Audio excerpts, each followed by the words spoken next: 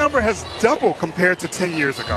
Why are so many more people identifying as LGBTQ+? Like, are the numbers showing that there are more younger people? Is that part of it? Yeah, absolutely. I think we can look at this from a couple different perspectives. And the first one is that young people are identifying as LGBTQ at a much higher rate. I mean, if you look at one generation to the next, from silent, boomers, Gen X, millennials, and then Gen Z, you see a doubling of identification as we successively go through each generation. And today, now 20% of Gen Z identifies as LGBTQ, 10% of millennials. Acceptance has played a big role in sort of more people coming out and identifying with the community. And one good way of looking at that is through support for same-sex marriage over time. This is another good example, what folks can see on their screen right now.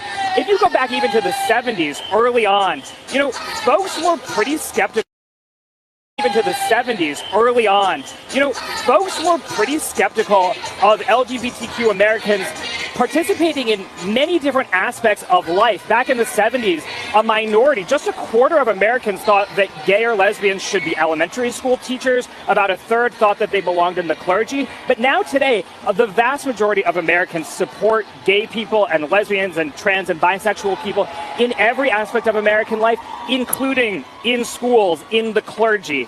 Another, important point here is that we have seen a sea change over the past 2.5 decades. If you go back to the mid-90s, 70% of Americans said they did not support same-sex marriage. Today, 70% of Americans say they support same-sex marriage. We've seen an absolute reversal